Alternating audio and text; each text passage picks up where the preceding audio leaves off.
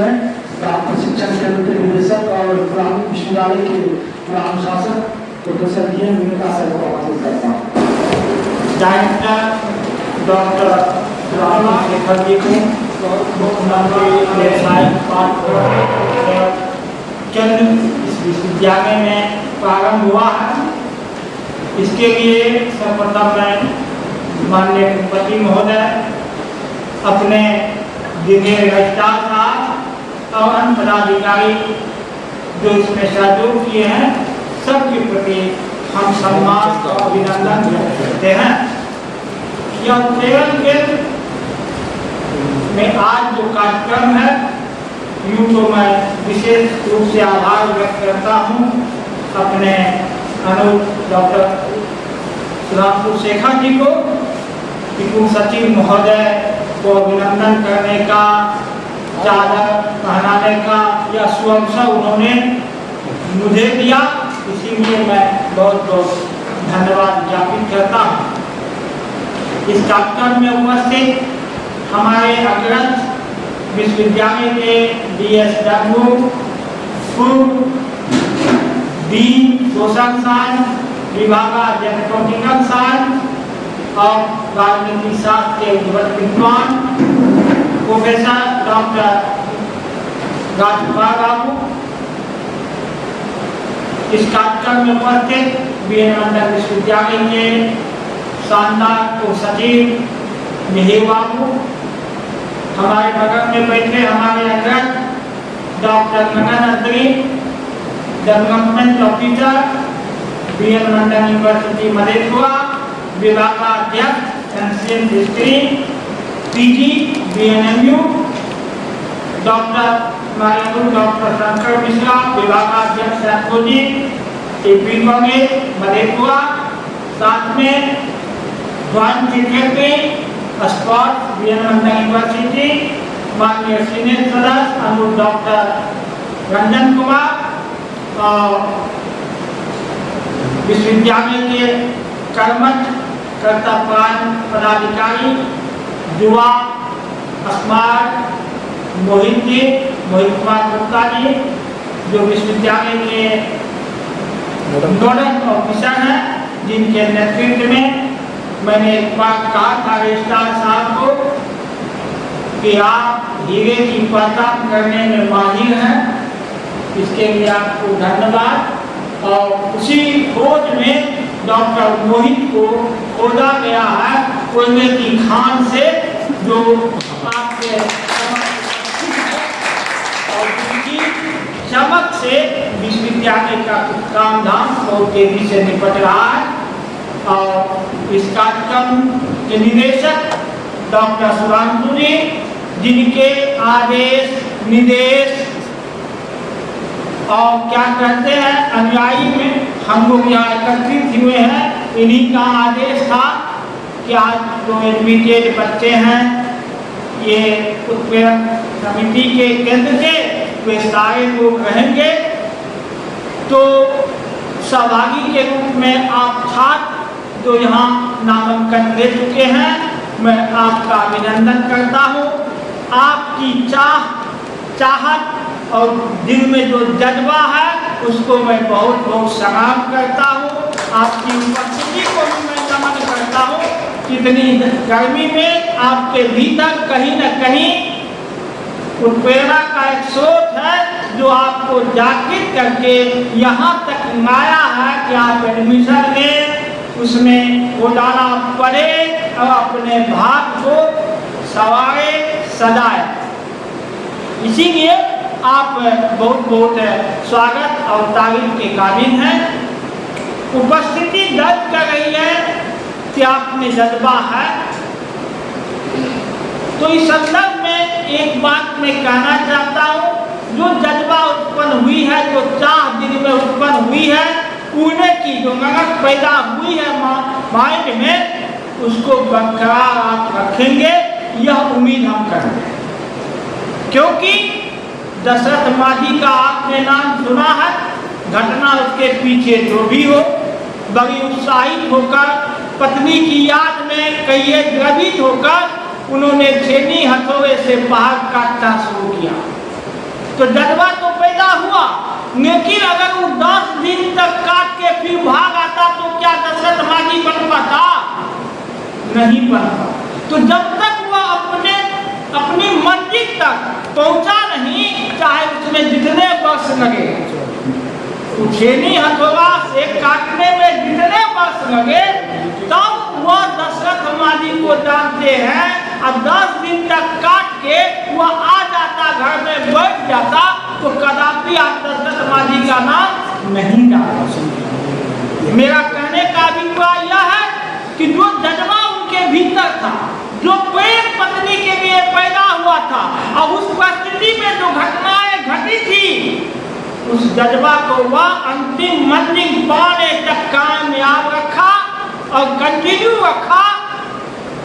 मेरा संदर्भ आपसे भी है कि आप उत्साहित हैं, आपके भीतर जज्बा है, पाने की ललक है, लेकिन यह जज्बा 10 दिन में खत्म नहीं हो रहा है। मैं भुक्तभोगी हूँ। मैं प्राक प्रशिक्षण केंद्र का डीएम साहब आए थे इसी कार्यक्रम में, मैंने उन्हें भी कहा था कि बच्चे तो एडमिशन के लिए है 60, मैंने उन्हें भी कहा था, और मेरी बातों को उन्होंने अपने भाषण में कोट भी किया था कि एडमिटेड है 60, आते हैं कितने 10। तो यह विडंबना नहीं है क्या? यह दुख की बात नहीं है क्या? और इसीलिए नहीं आते हैं कि उनसे ये कोचिंग सेंटर कुछ लेता नहीं है। आपसे 2 लाख लेता है तो बीएड में रोज जाते हैं, आपसे मेडिकल कॉलेज लाख का लाख लेता है तो एक दिन भी अब्सेंट नहीं होते हैं। और यहाँ हम आपसे पैसा नहीं ले रहे हैं तो आगे नेता 38 बच्चा में गुंगी खेल देते हैं, उसमें यही फकरा पढ़ते जाती है, आगे नेता 38। तो यह 38 वाली बात आप मत कीजिए। आपकी उत्साह बनी रहे, अंतिम तक बनी रहे, आपके मंजिल पाने तक बनी रहे, ताकि आपके फोटो अखबार में छपे, किसी कोचिंग का लड़का देखिए फलाना नेट कंप्लीट किया, यही बच्चा हमारा प्रोफेसर बन गया, यही बच्चा हमारा वीडियो बन गया। और जिस दिन वो अखबार हम पढ़ेंगे आपको भी खुशी होगी, लेकिन उससे अधिक खुशी हम शिक्षकों को भी होगी। तो आप अपनी खुशी के लिए भी, हम शिक्षकों की खुशी के लिए भी, और बीएड मंडल की खुशी के लिए आप ऐसा कुछ कीजिए ताकि हम गर्व से सर उठा के कह सके ये बच्चा जो किया है ये तो मेरे विश्वविद्यालय का बच्चा है, ये तो मेरे कोचिंग का बच्चा है, और इससे मेरा सीना चौड़ा हो सके। इसीलिए मैं आपसे ये निवेदन करना चाहूँगा, आपको आगाह करना चाहूँगा कि स्थिति वह प्राक प्रशिक्षण केंद्र का नहीं हो जहां हमने कंप्लीट करने के लिए कहा है कि कौन कौन बच्चे एब्सेंट हैं, और मैं उसका लिस्ट बना रहा हूँ, सारे का नामांकन निरस्त कर रहा हूँ। जो डीएम साहब भी कहे कि जब सीट नियमित है तो आप जगह क्यों छेड़ते हैं? जगह छेड़ने की क्या आवश्यकता है? एडमिशन के को जगह छेड़ दो और दूसरे बच्चे को आने का मौका नहीं दो। तो अगर आप जगह छेड़ते हो तो अपनी मंजिल तक पाने का संघर्ष आप करते रहे, जिसमें आपकी भी बड़ाई है और उसमें हमारा भी सिर फख्र से ऊपर रहेगा। इन्हीं शब्दों के साथ आपको पुनः धन्यवाद, पुनः आभार, और यह जज्बा होने की जो चाहत है यह बनाए रखे, इसी विश्वास के साथ पुनः धन्यवाद। बहुत बहुत धन्यवाद सर, आपके इन प्रेरणादायी शब्दों के लिए हम आपके आभारी हैं, और निश्चित रूप से हमारे विद्यार्थी उसे अपने जेहन में उतारेंगे। और चूँकि माननीय कुलपति महोदय अभी कुल सचिव महोदय को बुला रहे हैं, इसलिए हम चाहेंगे पहले सर का हम आशीर्वचन लेगा। कुल सचिव प्रोफेसर नहीं बुला रहे तो सबको बुलवा के भेजिए। सबको सादर प्रणाम। इस दीक्षारंभ कार्यक्रम जो चल रहा है उसके अध्यक्ष महोदय, सम्मानित बीएसडब्ल्यू महोदय, डॉक्टर साहब, डेवलपमेंट ऑफिसर साहब, शंकर बाबू, मोहित जी, रंजन जी, इसके सिवा और सभी का इसमें हार्दिक स्वागत है। और इस कार्यक्रम के जो डायरेक्टर हैं, निदेशक, मेरे नज़रिया से सबसे सक्षम पदाधिकारी को उसका निदेशक बनाया गया है। इसीलिए इसका भरपूर लाभ उठाएं। और आप लोग खुद बड़े हैं, खुद समझते हैं, बहुत इसमें गार्जियन भी होंगे, जो नेट क्वालिफाई करने के लिए जो मदद होगा, मतलब ये परामर्श केंद्र आपको परामर्श देगा और तराशेगा। मेहनत आपको करनी है, जैसा कि विवेका बाबू डॉक्टर साहब बता रहे थे, मेहनत आपको करनी है। हम लोग केवल गाइडलाइन देंगे, उसमें आप लोगों की सहभागिता जरूरी है, तो क्योंकि फ़ायदा आप ही को होना है। इसी शुभकामनाओं के साथ धन्यवाद सर।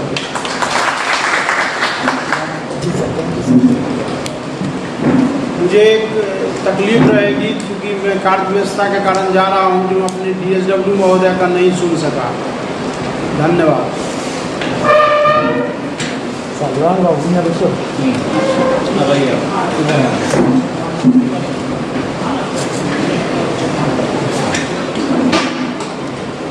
बहुत बहुत धन्यवाद सर। हम आपके आभारी हैं कि आपने इतनी व्यस्तता में भी हमारे लिए समय निकाला। और मैं चाहूँगा कि हमारे विश्वविद्यालय में प्राचीन इतिहास एवं संस्कृति विभाग के विभागाध्यक्ष और विश्वविद्यालय के विकास पदाधिकारी प्रोफेसर ललन प्रसाद अत्री सर हम लोगों को आशीर्वाद दें।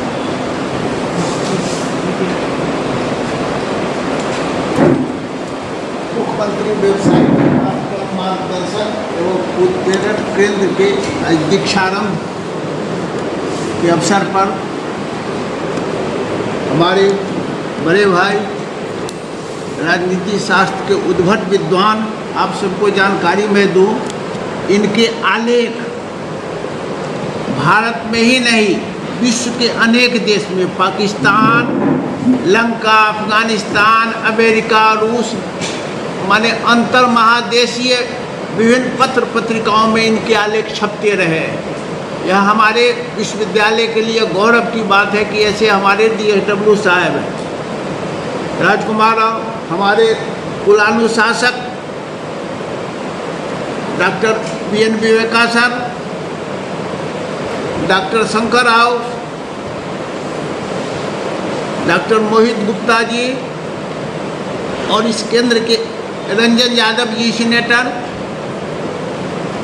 और इस केंद्र के निदेशक कर्मठ लगनशील डॉक्टर सुधांशु शेखर एवं प्रिय छात्र एवं छात्राओं, पूरे बिहार में 7 विश्वविद्यालय को ही ऐसा केंद्र दिया गया है। यह हम लोग का सौभाग्य है। हमारे कुलपति महोदय के प्रयास से, विश्वविद्यालय के प्रयास से बिहार सरकार ने यह केंद्र दिया और इस केंद्र का लाभ आप लोग कितना उठा पाते हैं, आप लोगों के जिज्ञासा, आप लोगों के लगन, आप लोगों की उत्कंठा पर निर्भर करता है। आपको सक्षम शिक्षक दिया जाएगा, मेहनत आपको करना है, हम लोग मार्गदर्शन और प्रेरणा देंगे। यहाँ पूर्व में भी चला था, बहुत पूर्व 2000 ईस्वी के आसपास, उसमें पढ़े हुए लड़का आज SP हैं और वो आज भी कहता है कि सर आप जो पढ़ाए थे मौर्य वंश, गुप्त वंश, आज भी हमको याद है। तो आज गौरव होता है कि हमारे पढ़ाए हुए उस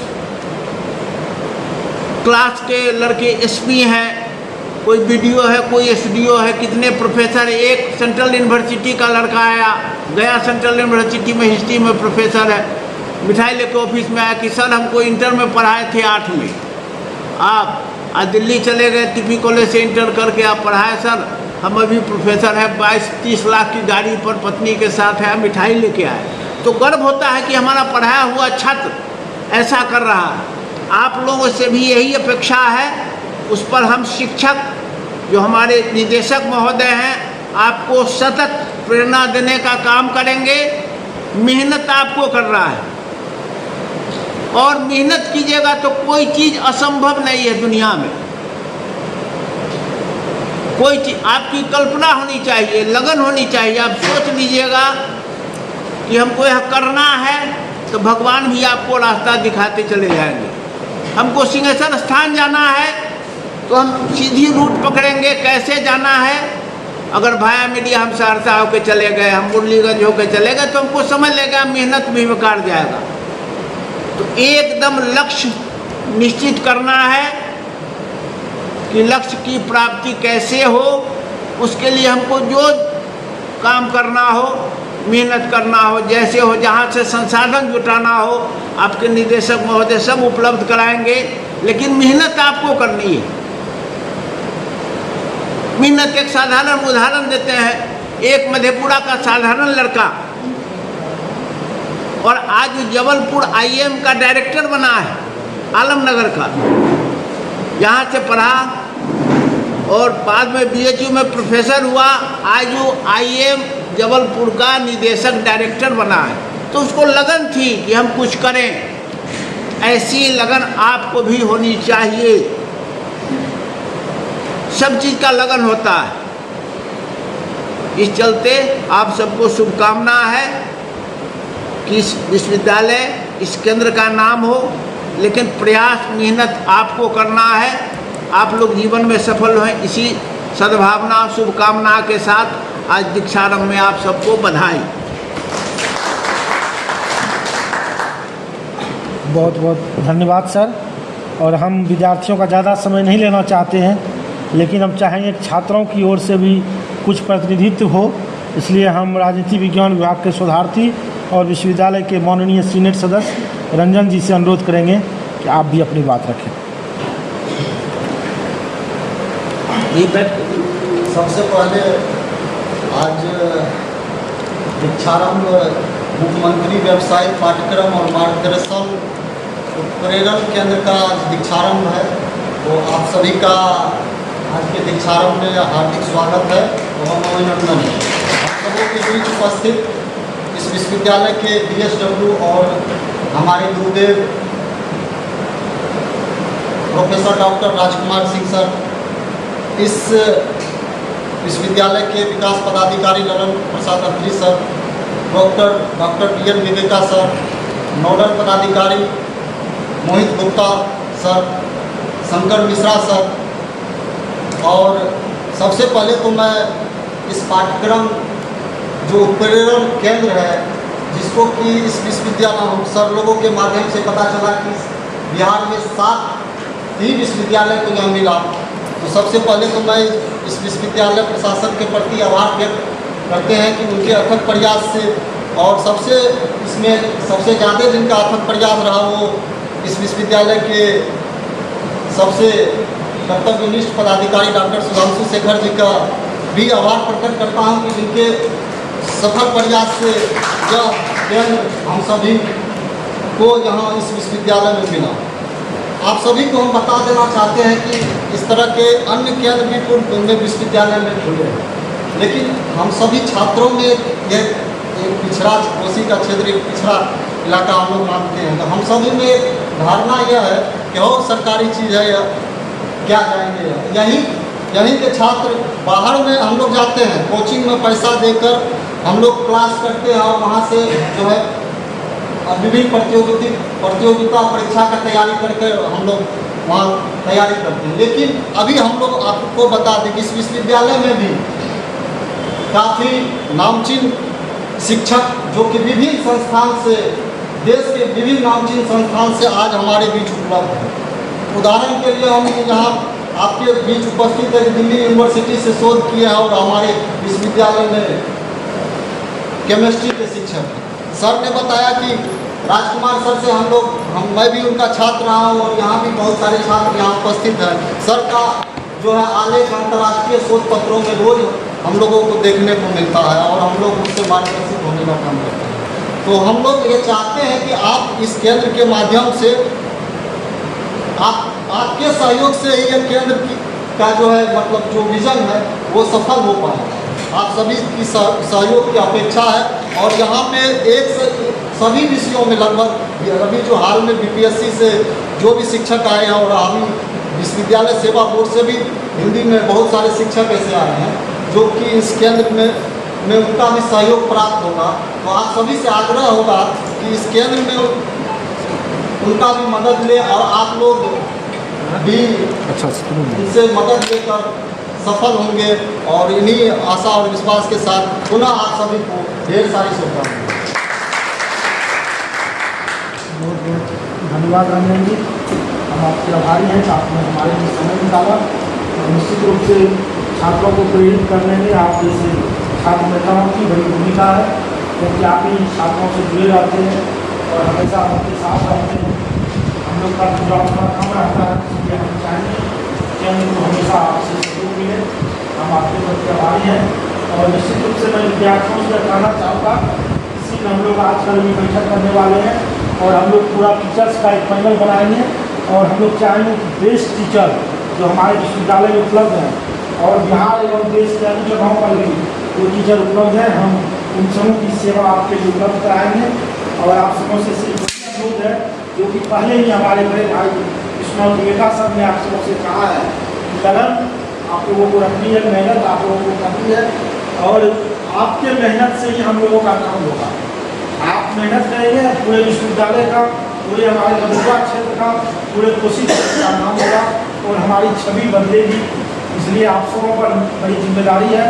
मैं ज़्यादा समय नहीं लेते हुए मैं चाहूँगा हमारे बीच हमारे बड़े भाई मनोविज्ञान विभाग कृषि कॉलेज के विभागाध्यक्ष डॉक्टर शंकर कुमार मिश्र जो मौजूद हैं, आप भी संक्षेप में अपनी बात करें। उपस्थित इस कार्यक्रम में DSW साहब, जिलानुशासन महोदय, विकास पदाधिकारी, सीनेट सदस्य, हमारे नोडल साहब और सुधांशु जी, हम आपको इस अवसर पर 3 बातें कहना चाहते हैं। यदि 3 बातों को आप लोग बढ़िया से अमल में लाइएगा तो नेट क्या बढ़िया प्रतियोगिता परीक्षा आप UPSC BPSC कम्पीट कर जाएगी। 3 बातों पर गौर यदि कीजिएगा। पहली बात है, नियमित रूप से आप अध्ययन करने के लिए क्लासरूम में आए, नियमित रूप से। इसको ऐसा मत समझिएगा एक बार आ गए कल नहीं आए, ये क्योंकि जो एक्सपर्ट आपको पढ़ाएंगे दूसरा चैप्टर या कोई भी चैप्टर पढ़ाएंगे वो आप नहीं पढ़ पाइएगा, आपको लाभ नहीं है। नियमित अध्ययन, नियमित वर्ग कक्षा में आना बहुत जरूरी है। दूसरी बात है, आप जब यहाँ से जाते हैं घर तो अपने पाठ्यक्रम के अनुसार, जो पाठ्यक्रम है सिलेबस है, उस सिलेबस के अनुसार घर में उसको अध्ययन करना जरूरी है। केवल आप रह जाइएगा हमारे क्लासरूम के लेक्चर पर आधारित रह जाइएगा, इस पर आप चुपचाप कहिएगा हम सुन के चल आए, पढ़ के चल आए, तो उससे नहीं हो। आपको घर में समय देना होगा। इसके बाद है आपको मूल्यांकन बीच बीच में करते रहना है। मूल्यांकन का तरीका है कि कोई सेट उठा के हम बनाएं, कि हम जो पढ़े हैं उसमें से हम उस सेट में से कितना बना पाते हैं। उस सेट का तो कोई भी पुस्तक है उसको आप लेकर के उसको बनाने का प्रयास कीजिए और उसका उत्तर मिलाइए, देखिए हम कितना बना पाए हैं। ये निरंतर आप करते रहिएगा तो 1 महीना में आपके अंदर आत्मविश्वास जगेगा। विश्वास जगेगा नहीं, कुछ हम सीखने लगे, कुछ हम जानने लगे हैं और जो बताया जा रहा है उसके अनुसार हम कार्य कर रहे हैं, तब आप में और उत्साह और उमंग जगेगा और निरंतर अभ्यास करते हुए आप कोई भी प्रतियोगिता परीक्षा में सफल हो सकते हैं, कोई भी पदाधिकारी बन सकते हैं। इसी जोश जज्बा को आप बरकरार रखते हैं तो आगे बढ़ने से आपको कोई नहीं रोक सकता है। इसी आह्वान के साथ, इसी आशा विश्वास के साथ आप लोग इस 3 बातों को ध्यान में रखिएगा। जय हिंद, जय भारत। मैं चाहूँगा कि मोहित सर 2 मिनट अपनी बात रखें, फिर इनसे क्लास भी आज होगा। आज 2 क्लास आप लोगों का होगा, एक तो राजकुमार सर लेंगे और एक मोहित सर लेंगे। लेकिन 1 मिनट 2 मिनट हम चाहेंगे कि अपनी बात भी रखेंगे। Very good afternoon. Very good afternoon to the chairman of this orientation program, Professor Rajkumar sir, DSW of this university, our Proctor sir, Development Officer, Sudhanshu जी जो आप यहाँ पे डायरेक्टर हैं इस प्रोग्राम के, Shankar ji and all my good friends.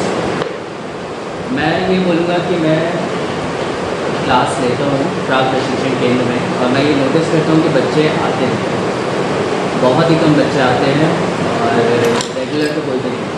कुछ दिन आएंगे, कुछ दिन छोड़ देंगे, कुछ दिन आएंगे, कुछ दिन छोड़ देंगे। अगर आपको इंटरेस्ट नहीं है तो मैं यही सजेस्ट करूँगा कि आप नाम हटवा लीजिए, किसी ऐसे स्टूडेंट को अलाउ कीजिए जो पढ़ने में इंटरेस्टेड है। सेकेंड पॉइंट में ये बोलूँगा कि अगर आप आ रहे हैं तो आप रेगुलरली आइए और जो हम यहाँ पे पढ़ाते हैं उसको घर पे जाके एक बार रिवाइज जरूर कीजिए। सिर्फ हमारे बोलने से आपको याद नहीं रहेगा और उसको आप एग्जीक्यूट नहीं कर पाओगे एग्जाम में। तो मैं ये भी सजेस्ट करूँगा कि आप आ रहे हैं तो एक बार घर पे ज़रूर पढ़िए। सेल्फ स्टडी सबसे ज़्यादा इंपॉर्टेंट है। कोई आपको क्या पढ़ा रहा है, यूट्यूब पर बहुत सारी वीडियोस मिल जाएंगी, सब जगह आपको नॉलेज मिल जाएगी। आजकल इतना ज़्यादा नॉलेज अवेलेबल है कि आपको पता नहीं चलेगा कौन सही दे रहा है कौन नहीं दे रहा है। आप लिमिटेड सोर्सेज रखिए और अच्छे से सेल्फ स्टडी कीजिए। जो हम लोग पढ़ा रहे हैं, आपको जो भी डाउट्स आ रहे हैं वो आप यहाँ पे आके क्लियर कीजिए, लेकिन सेल्फ स्टडी सबसे ज़्यादा इंपॉर्टेंट है। मैंने खुद 2 बार क्लियर किया है और ऑल इंडिया रैंक 54 के साथ किया है, लेकिन विदाउट एनी प्रूफ, सिर्फ सेल्फ स्टडी के बेसिस पे। प्रीवियस ईयर क्वेश्चन आप अच्छे से कीजिए, बहुत आराम से क्लियर हो जाएगा। और कंसिस्टेंटली पढ़ना है आपको। कुछ दिन नहीं पढ़ पाए तो ठीक है, लेकिन आप कंसिस्टेंटली 2 घंटे 3 घंटे आप डेफिनेटली आप पढ़िए, आपका डेफिनेटली क्लियर हो जाएगा। और यहाँ पे हमारे लाइक 2 बैचेज हैं, एक साइंस का बैच है और एक आर्ट्स का बैच है, मतलब सोशल साइंस का बैच है। तो सोशल साइंस में यूजीसी देता है, लेकिन साइंस में CSIR और यूजीसी कंबाइंड टेस्ट होती है। उनका सिलेबस अलग है और जो आर्ट्स वाले हैं उनका सिलेबस अलग है।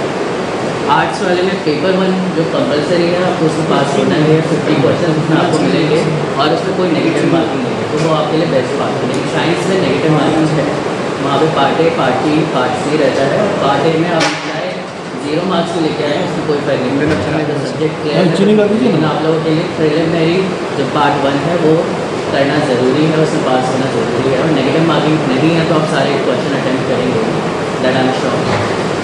तो मैं बस यही बोलूँगा कि आपसे रिक्वेस्ट है कि आप रेगुलरली आए और घर पे जाके जरूर करें। Thank you. बहुत बहुत धन्यवाद सर। और अब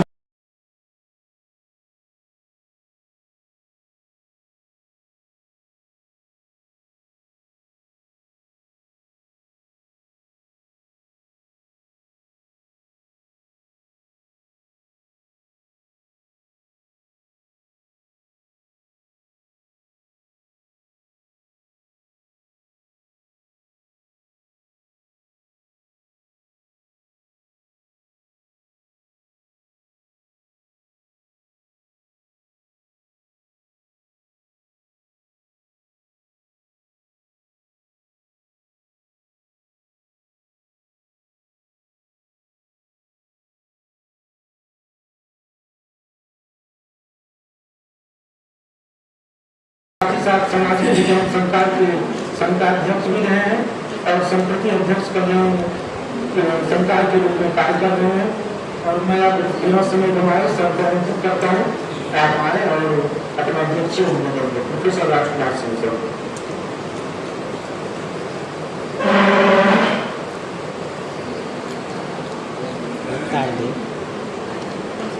आज दीक्षारंभ में हम सभी उपस्थित हैं और इस अवसर पर मैं अपने पुरानुशासक DN विवेका जी, विश्वविद्यालय के विकास पदाधिकारी और एंशिएंट हिस्ट्री के विभाग अध्यक्ष ललन अद्वी जी, हमारे केमिस्ट्री विभाग के और विश्वविद्यालय के नोडल पदाधिकारी मोहित गुप्ता जी, हमारे छोटे भाई के समान और विश्वविद्यालय के संभवतः सबसे एनर्जेटिक पदाधिकारी दर्शन शास्त्र विभाग के सुधांशु शेखर जी, हमारे छात्र राजनीति विज्ञान विभाग के शोध छात्र रंजन जी, सारंग जी, इस वर्ग में उपस्थित हमारे छात्र और छात्राएं, आज बहुत ही हर्ष का विषय है इस विश्वविद्यालय परिसर में पहले ही से एक कोचिंग संस्थान प्रतियोगी परीक्षाओं के लिए चलाया जा रहा है और अब जब नेट और JRF के लिए भी उसी तरह के संस्थान की स्वीकृति हमें मिल गई है तो अब हमारे विश्वविद्यालय का जो यह काम है, विद्यार्थियों को काउंसलिंग करने का, गाइड करने का, जीवन में वे जो बनना चाहते हैं उसके लिए आवश्यक मदद करने का, अब यह काम करीब करीब पूरा हो गया है। आज चूँकि पहला क्लास है, अधिकांश लोग आज भी नहीं आए हैं, लेकिन आपकी उपस्थिति उतनी निराशाजनक नहीं कही जा सकती है। अगर इतने ही लोग आएंगे कम से कम, और इसमें से कुछ लोग अगर नेट जीआरएफ कर जाएंगे, तो मेरा ख्याल है कि अगली बार से कई गुना अधिक भीड़ होगी हमारे पास। यह हम सबों के लिए गौरव की बात होगी। आप सभी विभिन्न विषयों से आए हुए हैं, विभिन्न जगहों से आए हुए हैं, विभिन्न पारिवारिक स्थितियों से आए हुए हैं। सबकी स्थिति एक समान नहीं है। आप सबों के पास ऊर्जा भी एक समान नहीं है और स्थिति भी एक समान नहीं है, लेकिन आप सबों में जो सबसे बड़ी समानता है वह है उम्र की समानता। अगर इसमें आपका डिटर्मिनेशन मिल जाए, आपका उद्देश्य मिल जाए, तो मेरा ख्याल है कि आप कुछ भी कर सकते हैं। और कुछ भी करने के लिए बहुत सारा समय नहीं चाहिए, बहुत सारे वर्षों तक आपको उस पर काम नहीं करना है। आप अपने लक्ष्य को निर्धारित करें, उस लक्ष्य के अनुसार आप मेहनत करें, और जहाँ कहीं भी कोई दिक्कत हो, ऐसे तो रेगुलर क्लास होंगे ही नेट और जीआरएफ के सिलेबस के अनुसार या उसके जो नियम परिनियम हैं उसके अनुसार। और हम लोग का यह उद्देश्य होगा कि हर साल अधिक से अधिक हमारे छात्र, इस संस्थान के छात्र नेट और जीआरएफ के लिए क्वालिफाई करें। लेकिन यह काम हमारे चाहने से नहीं होगा, यह काम आपके करने से होगा। हम तो चाह सकते हैं, चाहते आप भी हैं, लेकिन आपको चाहना भी है और करना भी है। क्योंकि समय आपका है, उसका उपयोग करना आपके ही हाथ में है, उस पर मेरा कोई नियंत्रण नहीं है। आप जब क्लास के लिए आएंगे तो 1 घंटे के लिए, 2 घंटे के लिए आप मेरे पास होंगे। हम आपकी एक एक कठिनाइयों को सुनेंगे, उसे दूर करेंगे, चाहे वह पेपर फर्स्ट की कठिनाई हो, पेपर सेकंड की कठिनाई हो। लेकिन उसके बाद का जो समय है उसको आप कैसे व्यतीत करेंगे, कैसे उसका उपयोग करेंगे, कितना आप उस पर होमवर्क करेंगे, यह सब कुछ आप पर निर्भर होगा। इसलिए आप जैसा करेंगे, जितना मेहनत करेंगे, उसके अनुसार आपको फल मिलेगा। अब जहाँ तक इसके लिए उद्देश्य की बात है, तो इसमें नामांकन लेने का मतलब ही है कि आप नेट और जीआरएफ करना चाहते हैं। अब तक आपने जो किया, एमए पास कर लिया है, अच्छे अंकों से पास किया है, लेकिन अब असली परीक्षा आपकी इसी में होगी। आप भी जानते हैं कि आपने एमए एमएससी करने में कितना मेहनत किया है। बहुत लोग हमारे शोध छात्र हैं, उनको भी यह पता है कि शोध करना कितना आसान या कितना कठिन है। लेकिन अब जो आप करने जा रहे हैं, उसको अगर आप पूरा कर लेंगे, तो कहीं भी समाज में किसी के भी सामने आपकी एक अलग छवि बनेगी। आज भी हम लोग के सामने कोई लड़का आता है, कहता है कि हम पीएचडी किए हुए हैं, और कोई कहता है कि हम नेट जीआरएफ क्वालिफाइड हैं। तो दोनों को हमारे लिए दोनों दो तरह के हो जाते हैं, और दोनों का जो अंतर है वह जल्द ही हमें भी समझ में आ जाता है कि पीएचडी वाला कैसा है और नेट जीआरएफ वाला कैसा है। क्योंकि आपकी जो एक्सेप्टेबिलिटी है वह ऑल ओवर इंडिया है। एक बार आप नेट अगर कर जाएंगे तो आपको किसी भी विश्वविद्यालय के एंट्रेंस टेस्ट में नहीं बैठना पड़ेगा। आप ऑल ओवर इंडिया कहीं भी डायरेक्ट आप इंटरव्यू के लिए बुलाए जाएंगे। ऐसे भी आपका मनोबल ऊंचा होगा, आपके ज्ञान का स्तर ऊंचा होगा और आप अपने सब्जेक्ट में तब दूसरे को भी बताने के लायक हो जाएंगे। अब शिक्षक तो ढेर सारे आएंगे इस क्रम में, फर्स्ट पेपर के लिए आएंगे, सब्जेक्ट के लिए आएंगे। कम से कम जितने हमारे छात्र हैं, जितने विषयों के, उतने विषयों के शिक्षक को तो हम निश्चित रूप से आमंत्रित करेंगे। और हम यह चाहेंगे कि हम आपको वैसे ही शिक्षक उपलब्ध कराएं जो खुद नेट और पीएचडी किए हुए हैं। क्योंकि अभी हिंदी की काउंसलिंग हुई है, बहुत विषयों में काउंसलिंग नहीं हुई है, लेकिन मैंने देखा कि ढेर सारे ऐसे शिक्षक बहाल हुए हैं जो नेट भी क्वालिफाइड हैं और पीएचडी भी किए हुए हैं, प्लस वो अच्छी संस्थान से शिक्षा प्राप्त भी किए हैं। तो उनका एक दूसरा इमेज है हमारे सामने। तो हम वैसे लोगों को अधिक से अधिक इंगेज करेंगे इस काम में, और अगर उनको अधिक से अधिक हम इंगेज करेंगे तो चूँकि एज में भी बहुत असमानता नहीं होगी, बहुत का गैप नहीं होगा, इसलिए मेरा ख्याल है कि उनसे आपको इंटरेक्शन में भी सहूलियत होगी। कुछ पूछना भी होगा तो आपको कोई हिचक नहीं होगी, वो भी बता पाएंगे, कुछ उनका भी ज्ञान बढ़ेगा और फिर उन्हीं के बहाने आपका भी ज्ञान एक लेवल तक हो जाएगा कि जहां आप नेट और जेआरएफ के लिए क्वालिफाइड कर जाएंगे। अब इस काम को जो हम लोग करेंगे तो हम लोग सिस्टमेटिक रूप से करेंगे। उसमें 2 पेपर है संभवतः नेट में।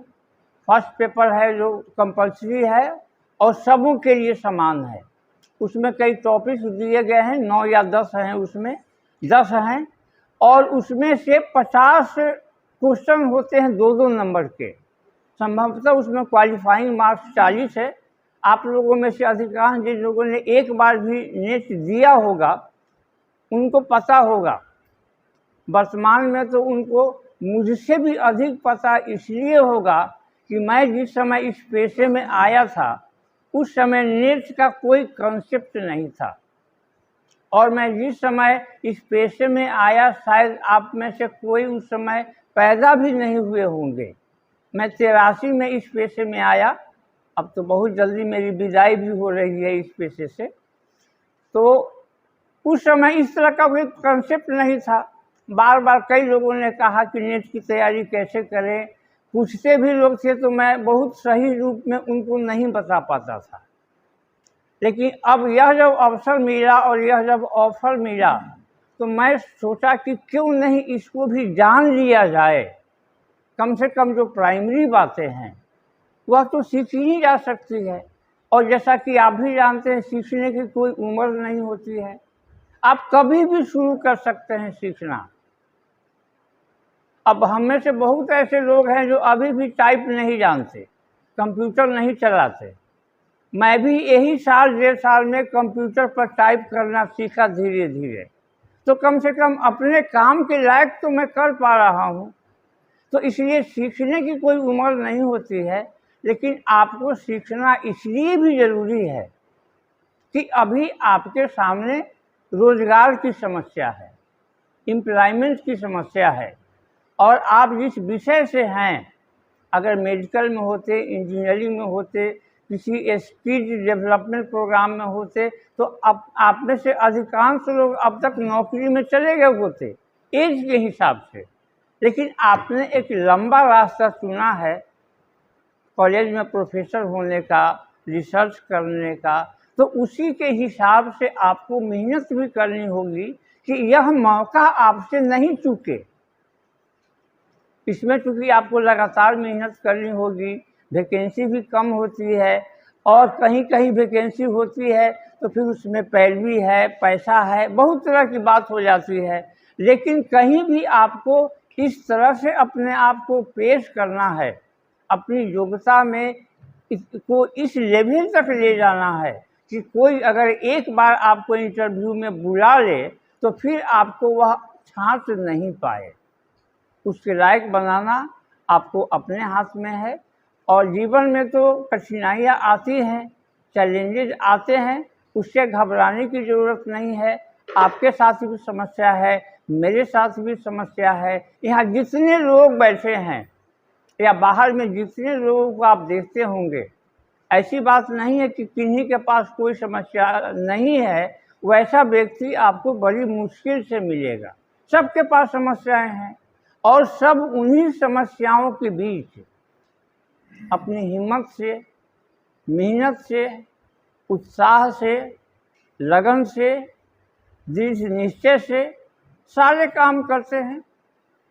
जो बड़े बड़े पदों पर जाते हैं, जो बड़ा बड़ा काम करते हैं सामाजिक जीवन में, उनके साथ भी समस्याएं होती है। लेकिन समस्याओं के बीच वो घबराते नहीं हैं। इसलिए आपको भी नहीं घबराना है। समस्याओं से वो घिरे रहते हैं, तभी अपनी ड्यूटी को पूरा करते हैं। चाहे वह पढ़ाई के प्रति ड्यूटी हो, ऑफिस की ड्यूटी हो, परिवार की ड्यूटी हो। तो इसलिए परिस्थिति जो भी हो जाए, लेकिन आप जिस काम में लगे हुए हैं उस काम को छोड़ना नहीं है, उसको लगन से करना है, उत्साह से करना है और किसी तरह की कोई कमी नहीं महसूस होगी। आने वाले समय में हम आपको इस संस्थान में वैसे बुक्स भी अवेलेबल कराएंगे, क्योंकि अभी तो आज शुरुआत है। इसमें फंड की कोई कमी नहीं है। इसके लिए बेंच डेस्क की व्यवस्था होगी, कंप्यूटर होगा, लाइब्रेरी होगी, जर्नल्स आएंगे। वो जितने सारी चीज़ें हैं वो सब हम आपको उपलब्ध कराएंगे। उसकी चिंता आप नहीं करेंगे। सिर्फ आपसे यही आग्रह होगा कि आप अधिक से अधिक संख्या में निश्चित रूप से आएँ। आप आएंगे तो आपका वर्ग होगा, इसकी गारंटी मैं लेता हूँ। लेकिन अगर आप नहीं आएंगे, अगर आप विमुख हो जाएंगे, तो धीरे धीरे हमारा भी उत्साह खत्म हो जाएगा। हम भी उदासीन हो जाएंगे। 1, 2, 4 लोग आएंगे तो उनको हम भी कुछ सजेशन दे के उनको भी, हम जिसको देहाती भाषा में टरकाना कहते हैं, टरका देंगे। लेकिन अगर आप 25 की संख्या में आ जाएंगे, 30 की संख्या में आ जाएंगे, तो वैसी स्थिति में व्यवस्थित रूप से क्लास चलेगा, नियमित क्लास चलेगा। यह 6 महीने के लिए ही है। और बल्कि मैं तो यह कहूँगा निदेशक महोदय से कि हम लोग 15 दिन पर एक रिव्यू करें कि जो लोग नहीं आए हैं उनका नाम हम लोग हटा दें। क्योंकि आपको कोई फीस नहीं लगती है, आपको कोई सर्टिफिकेट नहीं मिलेगा, इसमें आपको कोई परीक्षा नहीं देनी है, बिल्कुल स्वेच्छा से सब काम करना है। इसलिए अगर आप चाहते हैं कि जीवन में आगे बढ़ें, उन्नति करें, तो आप नियमित रूप से आएँ। अगर आप नहीं आएंगे तो आप जैसे लोगों की यहाँ कतार लगी हुई है, हम आपको हटा देंगे और उनको फिर शामिल करेंगे। इसमें कहीं कोई दिक्कत नहीं है, कहीं कोई हिचक नहीं है। इसलिए जो लोग नहीं आए हैं आज, उनको आप यह बता दें कि अगर उनका यही रवैया रहेगा, यहाँ से तो कुछ नहीं मिलना है। आप कॉलेज में नामांकन लेते हैं, नहीं भी जाते हैं तब भी आपका फॉर्म भरा जाता है। आप परीक्षा दे देते हैं, आपको रिजल्ट मिलता है और आपको डिग्री मिल जाती है, जिसको आप पूरे भारत में, पूरी दुनिया में दिखाते हैं कि हम BA पास है, MA पास है और हमारा 80-90% है। यहाँ से वैसे दिखाने के लिए हम कुछ आपको नहीं देंगे। आप सिर्फ अपने आप को कितना तलाश पाते हैं, कितना विकसित कर पाते हैं, यह आप खुद भी महसूस करेंगे। हमारा पूरा समाज देखेगा, विश्वविद्यालय देखेगा। इसलिए जो लोग आज नहीं आए हैं उनसे भी आप यह मैसेज दे दें कि अगर आप वहाँ नहीं जाएंगे तो आपके बदले वहाँ किसी दूसरे को ले लिया जाएगा। क्योंकि यह जो संस्थान खुला है, यह विशेष वर्गों के लिए खुला है और उस वर्ग से जो आते हैं हम उनको ले लेंगे। ऐसे अभी जितने लोगों का चयन किया गया है, तो उसमें से अधिकांश लोग MA MSc पास है। क्योंकि 6 महीना का कोर्स है, इसलिए बहुत सारे ऐसे लोग भी अप्लाई किए जो BA में हैं। उनको हम लोगों ने कहा कि नहीं, जो MA हैं उनको हम पहले मौका देंगे, उनका एज बीत रहा है, समय बीत रहा है। जो BA में हैं वो फिर पास करेंगे, आगे आएंगे, उनको हम अगले बैच में मौका देंगे। अभी 2 बैच हमारा हुआ है, एक साइंस के लिए अलग है और फिर आर्ट्स के लिए, ह्यूमैनिटीज़ के लिए और सोशल साइंस के लिए। तो कुल मिलाकर आप कहिए कि इसमें अभी 120 होंगे, 120 छात्र हैं। और जितने लोग उपस्थित हैं आपके सामने भी है, हमारे सामने भी है। और यह जो जहां हम अभी बैठे हुए हैं, यह हमारा अस्थाई वर्ग नहीं है, यह तो इमरजेंसी में है। हम लोग रूम की तलाश कर रहे हैं, वहाँ सारी व्यवस्था होगी, ब्लैक बोर्ड होंगे और जैसे वर्ग में आपको बताया पढ़ाया जाता है और आपसे फीडबैक लिया जाता है कहाँ आपको दिक्कत है नहीं है, उसी तरह से हम लोग एक एक पॉइंट पर, क्योंकि आप भी जानते हैं कि हमारे प्रोफेशन में जो लोग हैं उनमें से अधिकांश की पढ़ाने की आदत छूट गई है, मेरी भी छूट गई है। निश्चित रूप से यह कहने में कोई हिचक नहीं है, लेकिन मुझे ऐसा लगता है कि जब मैं क्लास नहीं लेता हूँ या हमारे वर्ग के ही जब दूसरे लोग क्लास में नहीं जाते हैं, तो वैसी स्थिति में हमारा ज्ञान भी धीरे धीरे कम हो जाता है। इसलिए नॉलेज के बारे में यह कहा जाता है कि यह कभी भी स्थिर रहने की चीज़ नहीं है, अगर नहीं बढ़ेगी तो घटेगी। यह आप पर भी लागू होता है और हम पर भी लागू होता है। अभी जैसे माइक के सामने बोलने में आपके पैर थरथराते हैं, मुझे भी अगर 10 वर्ष तक अगर वर्ग नहीं करना पड़े तो मैं भी जब बोलने के लिए उठूँगा तो मेरे भी पैर कांपेंगे। यह बिल्कुल नेचुरल है। 2 दिन 4 दिन 5 दिन में फिर वह स्थिति ठीक हो जाएगी। इसलिए हम चाहेंगे कि जैसे हम लोग क्लास में करते हैं, जैसे हम लोग क्लास में इंटरेक्ट करते हैं, जहाँ कोई भी डाउट होता है बच्चे पूछते हैं। ऐसा नहीं है कि टीचर बहुत बड़ा विद्वान होता है और आप जो पूछेंगे उसका जवाब वह दे ही देगा, लेकिन हम लोग ज़रूर आश्वासन देते हैं बच्चों को कि वो जो पूछा अगर उस समय हम नहीं बता पाए तो हम उसको कहते हैं कि ठीक है, इसका जवाब हम आपको कल बता देंगे। कल होके क्लास में जैसे ही जाते हैं, पहले उस प्रश्न का जवाब हम देते हैं, फिर हम आगे की शुरुआत करते हैं। इसलिए उसी तरह से हम लोग रहेंगे आगे भी। क्लास में भी जो भी टीचर आएंगे वे सब स्कॉलर हैं, यंगस्टर हैं हमारे, और सब तरह से परिपूर्ण हैं, ब्यूटीफुल है। इसलिए उन्हीं लोगों को हम लोग इंगेज करेंगे जो नेट भी क्वालिफाइड हैं और रिसर्च भी किए हुए हैं। क्योंकि नेट क्वालिफाइड लोगों को अगर हम आपके सामने लाएंगे तो बहुत सारे वैसे क्वेश्चन होंगे जिनका जवाब अगर हम नहीं दे पाएंगे तो वो आपको जवाब दे देंगे। तो इसलिए जो अनुभवी है वे अपनी टेक्निक बताएंगे, उनका जो नेट क्वालिफाई करने का जो सीक्रेट्स है वो आपसे शेयर करेंगे। और फिर आप अगर हिम्मत से काम लेंगे, साहस से काम लेंगे, बुद्धिमत्ता से काम लेंगे, समय का उपयोग करेंगे, क्योंकि आपका भी समय बीत रहा है और हम सबों का समय बीत रहा है। इसलिए समय के बारे में कहा जाता है कि इसकी सुई हमेशा आगे की ओर बढ़ती है।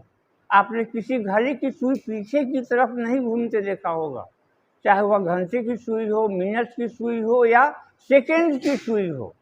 तो उसी तरह से हमको भी आगे बढ़ना है, हमको भी सीखना है और हमारा जो लक्ष्य है वह प्राप्त करना है।